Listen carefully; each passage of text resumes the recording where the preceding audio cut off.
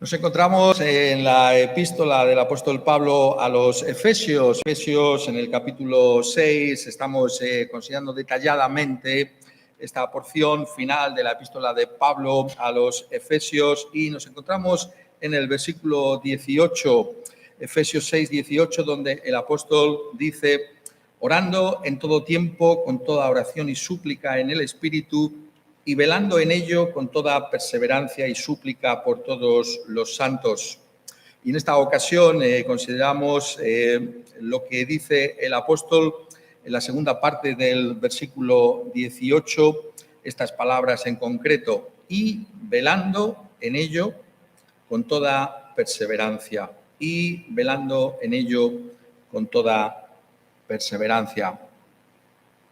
Cuando nos acercamos a la Biblia tenemos que recordar que fundamentalmente el propósito que tiene es enseñarnos acerca de Dios mismo.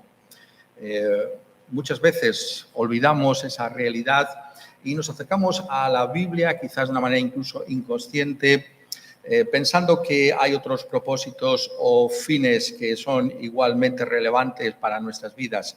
Pero fundamentalmente la Escritura tiene que ver con Dios, con ese conocimiento, esa revelación que Dios hace de sí mismo. Ese Dios que si no se hubiera revelado en su propia palabra en nosotros, no podríamos conocerle. Pero ese Dios que no solamente se nos ha revelado en la Escritura de esta manera objetiva y que podemos acercarnos a ella constantemente por la fe en nuestro Señor Jesucristo, sino que también es un Dios personal que se relaciona con su pueblo por medio de ese testimonio de las Escrituras y por medio del Espíritu Santo. Y por tanto, cualquier pasaje al que nosotros nos acerquemos, tenemos que verlo desde esa óptica, darnos cuenta de que lo que realmente está detrás de cualquier exhortación es el conocimiento de Dios. ¿Conoces tú al Dios que revelan las Escrituras? Y esto es fundamental, sobre todo en los días en los que estamos viviendo, en los que estamos constantemente centrados en el ser humano, sus logros y su dignidad, cosas por las que nosotros también damos gracias a Dios, pero que tenemos que ver a la luz de esa revelación que Dios está haciendo de sí mismo en su propia palabra, que nos muestra que hay alguien mucho más excelente y glorioso que el ser humano mismo, que es ese Dios que le ha creado. Y por tanto, al acercarnos a un pasaje como este, tenemos que recordar que nos está enseñando acerca de Dios. La oración tantas veces puede ser mirada desde el punto de vista que no es correcto. Podemos simplemente contemplarla como una actividad, si lo puedo decir así, religiosa, una manera en la que nosotros de alguna manera, si existe algún dios o existen dioses, podemos obtener algo de su parte. Y por tanto la oración es traída como ese medio por el cual nosotros al final realmente estamos obteniendo aquello que a nosotros nos resulta más conveniente. La Escritura, en otras palabras, nos está advirtiendo sobre el hecho de que no debemos mirar ninguna actividad que se nos traiga o a la que se nos exhorta la Escritura como un fin en sí mismo, sino que realmente en la palabra de Dios se nos dice que todo es para mejor conocer a Dios. La oración, por tanto, se nos presenta en la Escritura como esa manera en la que nosotros también conocemos a Dios. Ese es el principal motivo por el que oramos. ¿Lo has pensado alguna vez así? Cuando oras a Dios, ¿qué hay en tu corazón? ¿Es conocer mejor a Dios? ¿O realmente es nuestro propio interés el que buscamos y recurrimos a la oración como ese medio para nuestro propio interés? Por tanto, la Escritura nos exhorta constantemente a que veamos que el fin de todas las cosas es Dios mismo y que incluso aquellos medios que nos han sido dados para nuestra bendición nos conducen igualmente a Dios. Y estas palabras, como sabemos, se encuentran en esta exhortación final que hace el apóstol Pablo aquí en la epístola a los Efesios con respecto a la armadura de Dios. En sí mismo es significativo como el apóstol se refería a esta realidad de buscar esta armadura de Dios al final de la epístola. Y esa armadura de Dios ciertamente nos está hablando de esta realidad que estamos ahora poniendo de manifiesto, que la Escritura fundamentalmente nos está hablando de Dios, del conocimiento de Dios. La armadura por tanto es una manera en la que nosotros venimos a conocer a Dios y lo hacemos por medio de esa revelación que Dios ha hecho de sí mismo ya en las páginas del Antiguo Testamento, cuando nos ha dicho que esa armadura de la que el apóstol Pablo está aquí escribiendo es una armadura que Dios mismo llevó. Esto es lo fundamental. Nuevamente vemos cómo se tiene que corregir, ¿no? esa visión. Nos acercamos a esta armadura, ¿no? Como realmente lo que nosotros podemos usar para la vida cristiana. Y sin embargo, lo primero que nos dice la Escritura en el Antiguo Testamento es que esta armadura tiene que ser contemplada como la armadura de Dios. No solamente que Dios la propone o la da a su iglesia, sino, como estamos viendo a la luz fundamentalmente de Isaías, como esa armadura que Dios mismo empuñó, que Dios mismo se equipó a sí mismo con ella para nuestra propia salvación. Hay alguien que ha luchado con esa armadura, en primer lugar, que ha sido nuestro Señor Jesucristo. Y Él ha vencido a Satanás con esa armadura. Y por eso esa armadura se nos propone ahora en la realidad de lo que significa nuestro Señor Jesucristo para su iglesia. Aquel que venció a Satanás en aquella cruz del Calvario, aquel que le derrotó militarmente, si lo podemos decir así, en aquella cruz del Calvario. Y ser cristiano, empuñar esa armadura, llevar esa armadura significa vivir a la luz de aquella victoria de Cristo Jesús sobre las huestes de Satanás. Esta armadura tiene esa conexión, como estamos viendo aquí en esta epístola a los Efesios, con la realidad de esa lucha que emprendemos no contra sangre y carne, dice, sino contra principados y contra potestades, contra los gobernadores de las tinieblas de este siglo, contra huestes espirituales de maldad en las regiones celestes. Y lo que se nos está diciendo es que Cristo ha vencido a Satanás, ha vencido a estas huestes, cautivó a la cautividad por medio de su obra en el Calvario, de tal manera que ahora empuñar esa armadura significa vivir a la luz de la realidad de lo que Cristo Jesús es para su iglesia. Empuñamos, por tanto, llevamos esta armadura a la luz de la realidad de lo que nuestro Señor Jesucristo es para su iglesia. Y es ese conocimiento de Dios en Cristo Jesús lo que es fundamental. Por tanto, esta batalla es una batalla en la que estamos envueltos con la seguridad de la victoria de la iglesia. ¿Por qué? Porque Cristo ya ha vencido para su iglesia y por tanto la iglesia vive en esa realidad de esa victoria.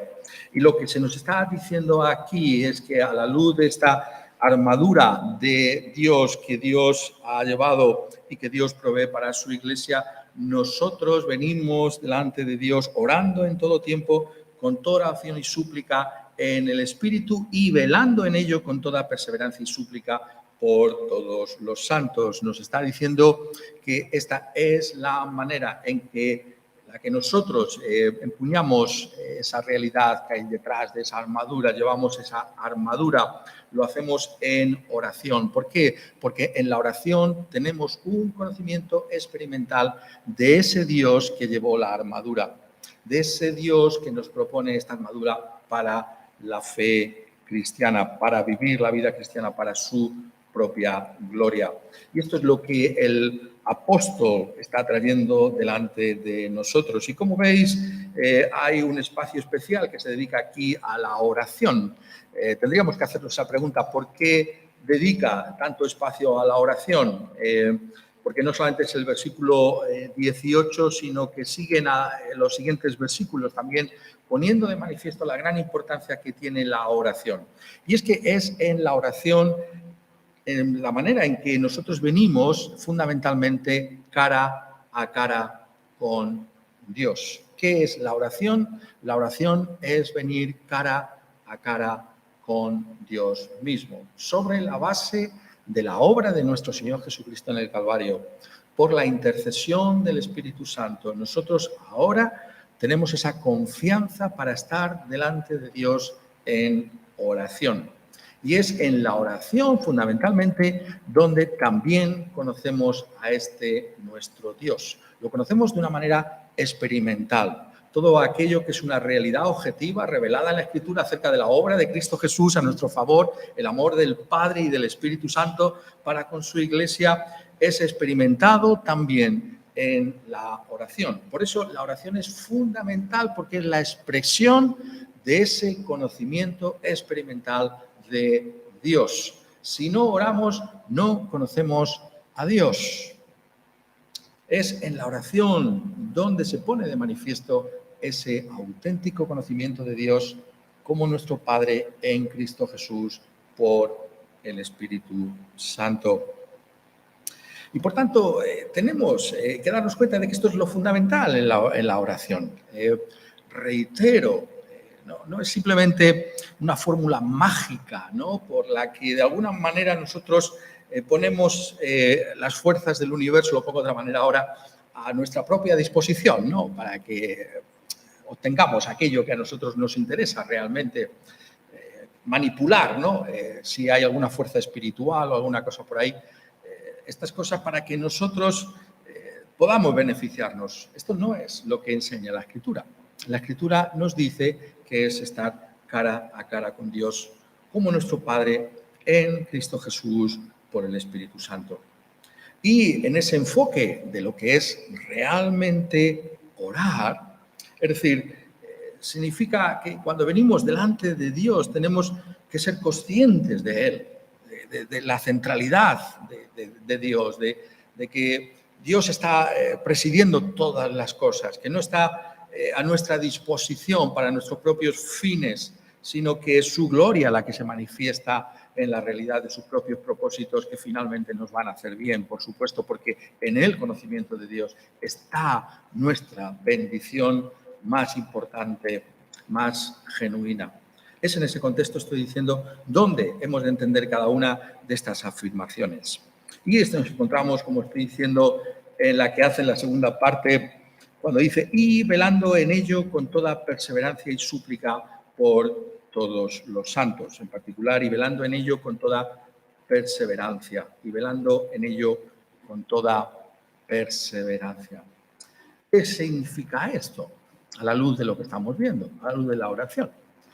¿Qué está transmitiéndonos aquí el apóstol Pablo cuando nos dice que la oración no es simplemente un rito, simplemente traer una petición delante de Dios, una súplica, sino que añade velando en ello con toda perseverancia, velando en ello con toda perseverancia? ¿Qué significa esta expresión? Bueno, sabemos que velando hace alusión a la realidad de permanecer despiertos. Es decir, hay momentos en los que dormiríamos, pero no podemos dormir, tenemos que velar. Si nos encontramos quizás cuidando de un ser querido y estamos al lado en la cama, tenemos que velar por esa persona. El sueño vendrá a nuestros párpados, pero tenemos que permanecer despiertos. Algunos de nosotros recordamos, porque nos tocó hacer el servicio militar cuando existía tal cosa aquí en España, cómo teníamos que velar, ¿no?, en las famosas imaginarias. Había 4 imaginarias por la noche. Cuando todo el campamento tenía que dormir, los soldados teníamos que hacer una guardia que se conocía como imaginaria. Supongo que es porque los mandos imaginarían, ¿no?, que podría venir el enemigo en ese momento. Y consistía en permanecer despiertos cuando el resto del campamento estaba durmiendo. La primera imaginaria y la cuarta imaginaria eran las mejores, ¿no? Uno estaba deseando que le pudiera tocar la primera imaginaria porque al final pues, puedes alargar un poquito el tiempo que te vas a la cama, o la última imaginaria, que era la cuarta, porque te puedes levantar también un poco antes. Las peores, por supuesto, como podemos imaginar, son la segunda y la tercera. Cuando uno se tiene que levantar estando profundamente dormido para velar, para permanecer despierto. Y entonces esto es lo que aquí se nos está introduciendo.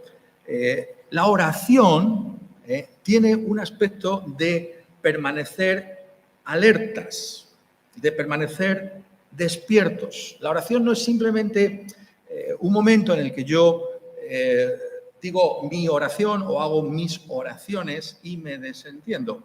Hay una realidad en la vida cristiana que tiene que ver con conocer mejor a Dios, que implica velar y orar.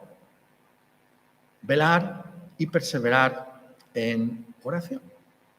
¿Conocemos algo de esto? Tenemos que hacerlo porque la Escritura nos exhorta a vivir de esa manera. En algunos momentos álgidos del ministerio de nuestro Señor Jesucristo encontramos justamente esa exhortación a sus discípulos. Recordamos ese acontecimiento importante en el ministerio del Señor Jesucristo como es Getsemaní, ¿no? Como Él exhorta a sus discípulos a velar y permanecer en oración. El espíritu está dispuesto, dice el Señor, pero la carne es débil. Y sin embargo, la exhortación está ahí, a velar, a permanecer alertas. Hay momentos, está diciéndonos, en la vida en los que tenemos, de un punto de vista espiritual, que estar despiertos. No todas las ocasiones son las mismas. Hay momentos en los que somos llamados, dice el Señor Jesucristo, a velar de esta manera. Encontramos que la Iglesia primitiva llevó al corazón esa realidad de esa enseñanza de nuestro Señor Jesucristo, y esto se refleja en el capítulo 1 del libro de los Hechos de los Apóstoles, en el versículo 14, cuando se nos dice: después de la ascensión de nuestro Señor Jesucristo al cielo y antes de Pentecostés, todos estos perseveraban unánimes en oración y ruego con las mujeres y con María, la Madre de Jesús, y con sus hermanos. Los discípulos del Señor Jesucristo permanecían velando en oración conforme a la enseñanza de la Escritura en el Evangelio. Y por tanto, vemos que esta práctica es una práctica que aparece en la misma Iglesia cristiana. Al comienzo hay momentos en los que debemos permanecer velando en oración. El capítulo 12, versículo 5, cuando Pedro estaba en la cárcel y se esperaba que muriera, como había acontecido con Jacobo, el hermano de Juan, dice: así que Pedro estaba custodiado en la cárcel, pero la Iglesia hacía sin cesar oración a Dios por él. Conocemos algo de esta exhortación en nuestras vidas. En los momentos de crisis, no siempre son momentos adecuados en la vida, si lo puedo decir de esa manera, momentos de bendición o felicidad, que nosotros podemos apreciarlo de esa manera, hay momentos de dificultades. Somos asiduos de Dios en esa perseverancia, en la oración. Esto es lo que aquí se nos está diciendo, se nos está exhortando a que podamos discernir esos tiempos en los que tenemos que permanecer velando con toda perseverancia en oración. Y esto es indudable que se encuentra aquí en la Escritura, pero lo que os estoy comentando es que realmente lo que trae la Escritura no simplemente es una reflexión sobre la oración en sí misma, sino cómo conocemos a Dios en la oración. Y específicamente estamos diciendo cómo conocemos a Dios velando con toda perseverancia en oración. Eso es lo que queremos ocuparnos en esta mañana. ¿Qué nos está diciendo acerca de ese conocimiento de Dios? ¿Por qué es fundamental perseverar en oración si de verdad queremos conocer a Dios? Esto realmente se encuentra también en toda la Escritura.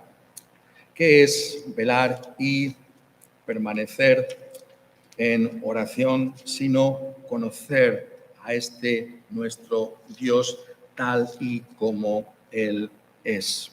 ¿Qué significa esto? Significa darnos cuenta de que Dios es el que está en control de todas las cosas. Es el soberano, es el rey, es el que tiene en sus manos el destino de todas las cosas. Orar a Dios es someterse a la voluntad de Dios. No es que ese Dios pueda estar a nuestra disposición. Es decir, lo que aquí nos está diciendo el apóstol Pablo se puede expresar con otra palabra de la Escritura, que es la palabra esperar a Dios. Velando con toda perseverancia significa que tú y yo tenemos que esperar a Dios. Y esto es algo tan distinto, ¿no?, a cómo se concibe la oración en la religiosidad, que incluso puede ser religiosidad hasta cristiana, como lo que Dios podría ser pensado en otros momentos y por otros.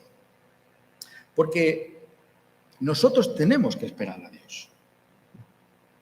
No es Dios el que está a nuestra disposición. No es Dios el que tiene que cumplir con aquello que nosotros pensamos que tiene que hacerlo y hacerlo de una manera inmediata. No. Orar a Dios es conocer a este Dios como ese Dios que tiene todas las cosas en sus manos, incluidos no solo las circunstancias que pueden afligirnos, sino también el momento para contestar a esas oraciones. Y esto lo encontramos constantemente en las Escrituras. Quizás el pasaje más conocido en ese sentido sea el que acabamos de cantar hace un momento, el Salmo 42, la depresión de este salmista. Los cristianos también pueden deprimirse. Dice, se pregunta a sí mismo, ¿por qué te abates, oh alma mía, y te turbas dentro de mí? Hay múltiples razones por las que el cristiano puede encontrarse en ese abatimiento, se puede sentir turbado por muchas circunstancias externas. ¿Cuál es el remedio que provee la Escritura misma? El mismo salmista reflexiona sobre ello y dice, espera en Dios, porque aún he de alabarle, salvación mía y Dios mío. El remedio divino es esperar a Dios, esperar en Dios. Dios tiene unos propósitos que cumplir y nosotros somos llamados a esperar en Él. En esa espera es donde está el conocimiento de Dios. Es al esperar a Dios donde de una manera experimental somos conscientes de quién es Dios. Claro, es muy fácil decir, lo pongo de otra manera para que me entendáis mejor. Oh, yo creo en la soberanía de Dios, yo creo que Dios gobierna y que Dios lleva sus planes. Una cosa es decir eso. Y otra cosa es clamar a Dios y ver que Dios no responde conforme a mis deseos y, sin embargo, esperar en Él. Eso es lo que está diciéndonos. Eso es lo que se trata. Y está trayendo algo que es fundamental para nuestra vida cristiana, porque pone de manifiesto, porque es lo que ocurre cuando conocemos a Dios. ¿Qué es la oración? Estamos diciendo cara a cara con Dios. Si estás cara a cara con Dios, entonces tu corazón se va a revelar tal como es. Es decir, no solamente es que Dios se revela en su palabra, sino que Dios revela lo que hay en tu corazón. ¿Y qué es lo que revela la espera? Revela realmente si hay ese conocimiento auténtico de quién es este nuestro Dios, de la realidad de lo que significa conocer a ese Dios. Por eso dice, persevera, espera en Dios, porque aún he de alabarle. Hay un futuro que está en sus manos, un futuro bueno, porque le voy a alabar. No voy a estar abatido siempre. Va a haber un momento de alabarle, de bendecir su gran nombre, pero que está en sus manos y está en ese futuro, porque hay una bendición de Dios esperándonos, descansando en ese propósito que Él tiene, que implica conocerle mejor, que implica que conocemos cómo está nuestro corazón delante de Él. Y esto es ilustrado de múltiples maneras, como sabemos en las Escrituras. Quizás el pasaje que mejor lo puede ilustrar para nosotros en una ocasión como esta es el que hemos estado también leyendo anteriormente en el Evangelio de Mateo, el capítulo 15. Aquella mujer cananea, todos los detalles son fundamentales, no forma parte del pueblo de Israel. Y esta mujer cananea ha oído de la fama del Señor Jesucristo y se acerca a él clamando: Señor, Hijo de David, ten misericordia de mí. Mi hija es gravemente atormentada por un demonio. Hay una gran necesidad. Y conoce que el corazón de Cristo es un corazón de compasión. ¿Acaso no ha realizado multitud de sanidades? ¿Acaso este pasaje, Mateo mismo resalta cómo es el corazón de Cristo Jesús? ¿No continúa hablándonos de otros muchos ciegos, mudos, mancos y enfermos y que Jesús sanó? Y esta mujer acude a Cristo. Señor, Hijo de David. Está reconociendo en él realmente a ese Mesías. Este es el título del Mesías. ¿Quién sería el Mesías? El Hijo de David. Una cananea, sin embargo, tiene este conocimiento. Tremendo. Mi hija es gravemente atormentada por un demonio. Pero Jesús dice, no le respondió palabra. Una sorpresa. Una sorpresa. Pero esta es la experiencia que tenemos delante de Dios. Clamamos a Dios: Señor, esto es bueno, necesito esto, mira mi circunstancia, mira mi familia, mira mi iglesia, mira. Y no hay una respuesta. ¿Conocemos algo de esto? Porque está poniendo de manifiesto, os reitero, cómo es Dios y cómo está nuestro corazón. Y el texto sabemos que continúa: Jesús no respondió palabra. Entonces sus discípulos rebalan diciendo: despídela, pues da voces tras nosotros, que deje de venir, porque está clamando a nosotros también, para que nosotros intercedamos de alguna manera delante de ti. Y esta palabra de Jesús: no soy enviado sino a las ovejas perdidas de la casa de Israel. Una afirmación que es verdad, porque Cristo fue enviado en primer lugar a su propio pueblo, a los judíos. Conocemos por esa comisión que Mateo, es muy interesante, ¿no? Como aquel que está escribiendo su evangelio para los judíos, fundamentalmente este levita convertido, este publicano, ¿no? Que está escribiendo para el pueblo de Israel en particular. Y Jesús nos habla de que envió en primer lugar no la gran comisión que encontramos al final del Evangelio, sino envió a sus discípulos a predicar. ¿A quién? A los judíos. A los judíos. Este Evangelio es para los judíos. Al judío primeramente, dirá Pablo escribiendo a los romanos, y después a los griegos. Este Evangelio es para el pueblo de Israel. Pero esto es como un jarro de agua fría para esta mujer. Como si le dijera: deja de clamar porque no hay nada para ti. Pero ella vino y se postró ante él. Esto es lo que estamos hablando. Velando con toda perseverancia. No se conformó, sino que siguió, dice aquí, clamando, se postró a tierra, con el rostro en tierra: Señor, socórreme. Y el Señor le dice: no está bien tomar el pan de los hijos y echarlo a los perrillos. Las bendiciones del reino son para los hijos del reino, para Abraham, Isaac y Jacob, para su pueblo, para los descendientes. Para ellos es este evangelio. Y estas palabras: pero ella dijo: sí, Señor, pero aún los perrillos comen de las migajas que caen de la mesa de sus amos. Es verdad, esto es para los hijos, pero cuando estamos comiendo es inevitable que caigan las migas al suelo. Es inevitable manchar cuando uno está comiendo, y los perrillos se alimentan de esas migajas. Eso es lo que estaba diciendo esta mujer. Y entonces responde Jesús y dice: oh mujer, grande es tu fe. Hágase contigo como quieres. Y su hija fue sanada desde aquella hora.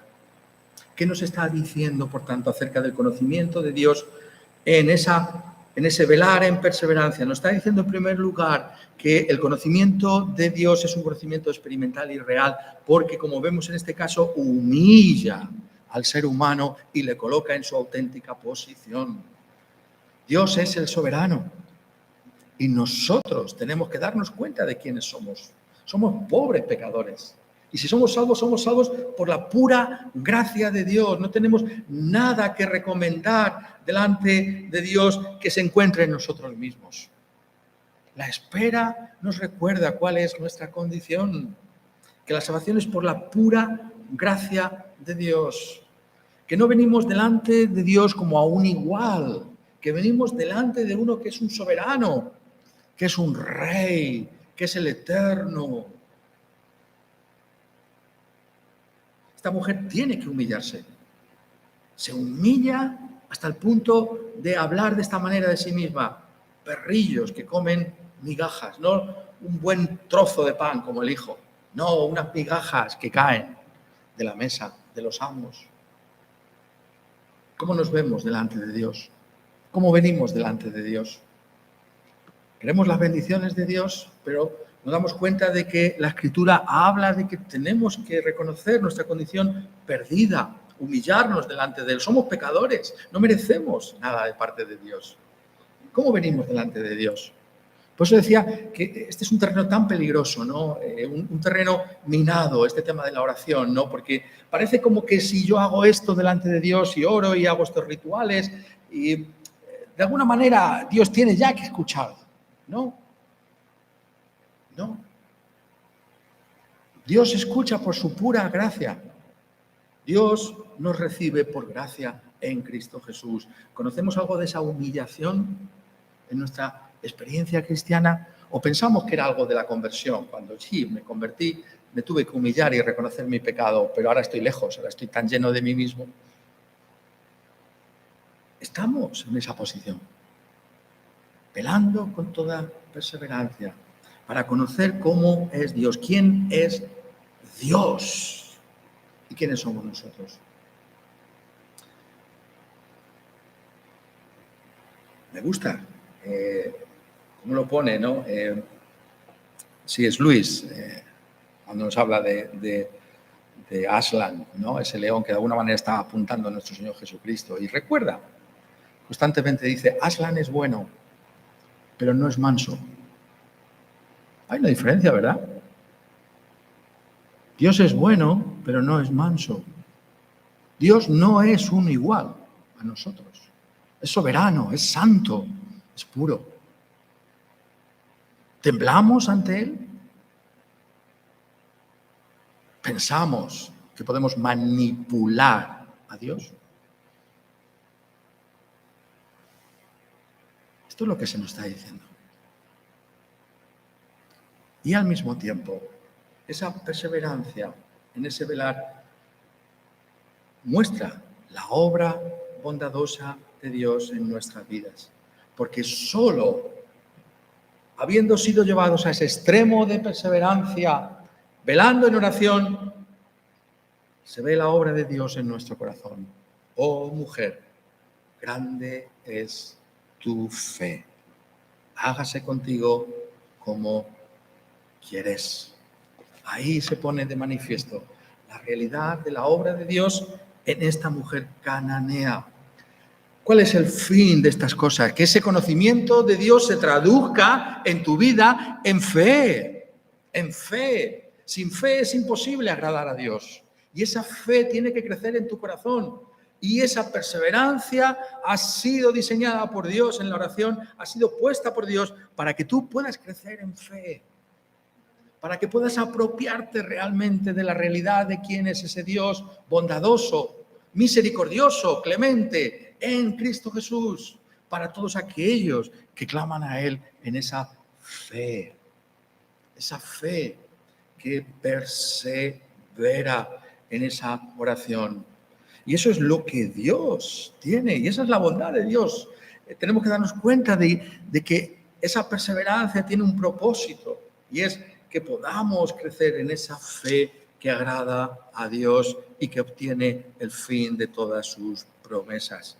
¿No es eso lo que Jesús enseñó en otra parábola célebre, la que se encuentra en Lucas 18, Una de esas palabras curiosas, ¿verdad? La viuda y el juez injusto. Curiosa, ¿por qué? Porque lo primero que se nos olvida es que ahí Cristo ha puesto un prólogo. No siempre se pone un prólogo en las parábolas, pero aquí dice, le refirió Jesús una parábola sobre la necesidad de orar siempre y no desmayar. Y conocemos la realidad de lo que significa desmayar, porque desmayamos. Por eso Jesús pone la parábola. Y esta viuda que va a un juez injusto, que no está dispuesto a hacer justicia, es un prevaricador. El gran delito que puede cometer un juez es la prevaricación. Funcionarios también. Gran delito. Pero, ¿por qué actúa? ¿Por qué actúa finalmente el juez? Porque esta mujer me agota la paciencia. Y tengo que actuar, ya estoy cansado de escucharla. Y dice Jesús, ¿acaso Dios no hará justicia a sus escogidos que claman a Él día y noche? ¿Se tardará en responderles? Os digo que pronto les hará justicia, pero cuando venga el Hijo del Hombre, hallará fe en la tierra. ¿Qué quiere decir eso? No significa, no es una especulación sobre lo que pasará antes de la venida de Cristo Jesús a este mundo, no. Está diciendo, ¿habrá esta fe perseverante en la iglesia cristiana? Eso es lo que yo quiero que haya.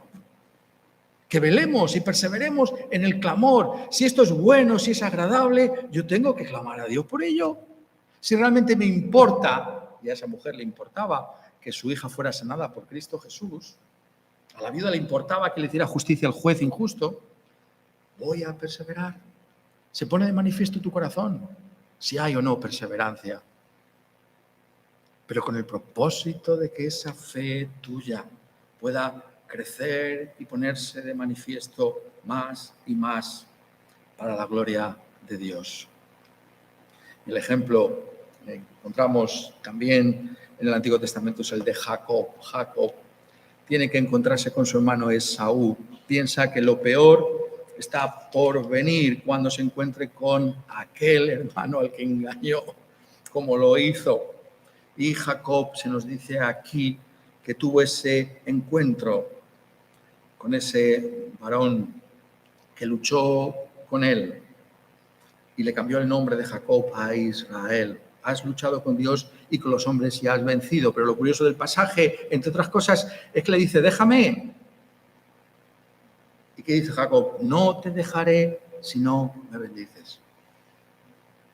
Y la bendición vino en esa perseverancia, en agarrarse firmemente a ese varón, a su Dios.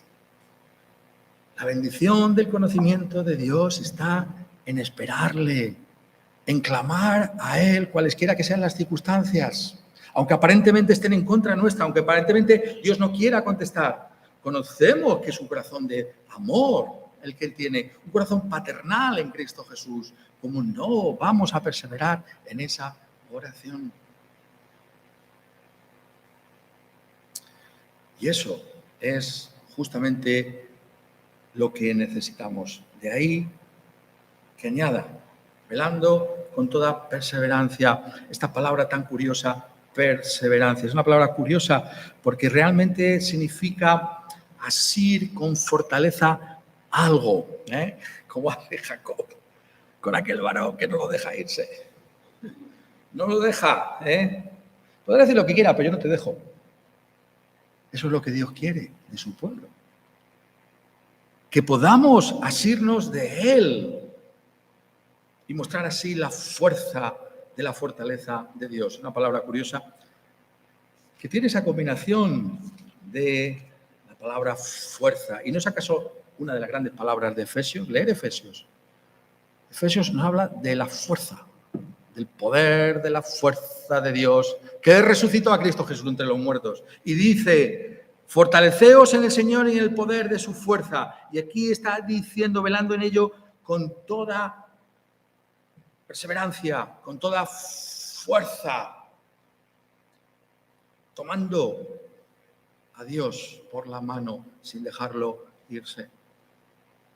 Es ese apego a Dios lo que es el auténtico conocimiento de Dios, que solo puede venir en esa oración perseverante. Es realmente encontrar en Él. No sus bendiciones, sino a Él mismo, que es la bendición. No es el problema. Queremos las bendiciones de Dios y Dios nos dice, no, lo que tú necesitas es mi bendición, yo mismo. Yo soy la bendición. Yo soy el sentido final de la vida para ti. Para eso te he redimido, para que veas la gloria y la excelencia mía. Esa es la realidad final de todo.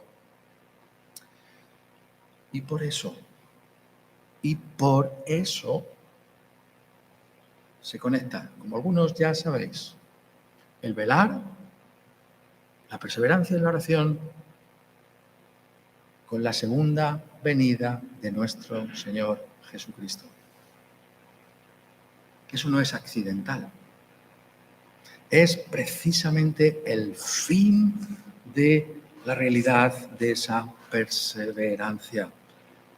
La recepción de nuestro Señor Jesucristo en su gloria, en su segunda venida. ¿No es eso lo que Jesús resalta en esa parábola tan extraordinaria de las 10 vírgenes? ¿Cuál es la conclusión?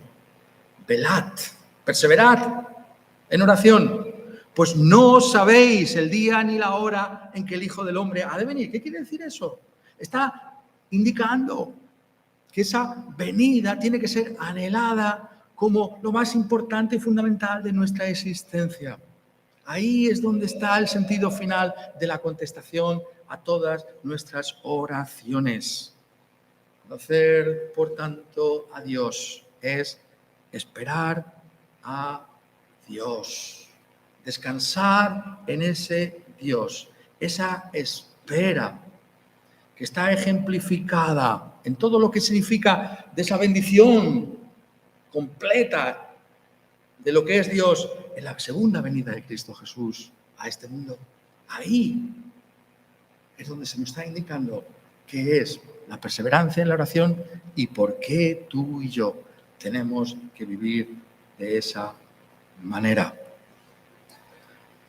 Es ese apego a Dios, esa unión con Dios en Cristo Jesús, que se vive en comunión con Dios en Cristo Jesús.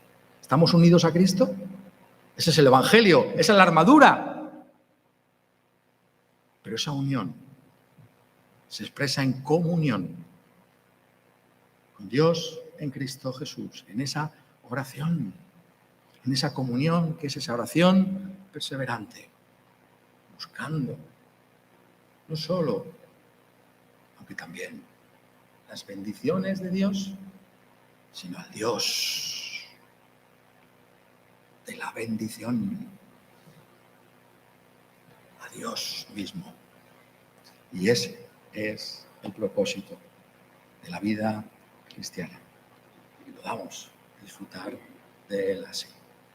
Quiera Él, por tanto, que podamos aspirar de esta manera, velando con toda perseverancia en ese conocimiento de Dios en Cristo Jesús, para su propia gloria en el Espíritu Santo. Amén.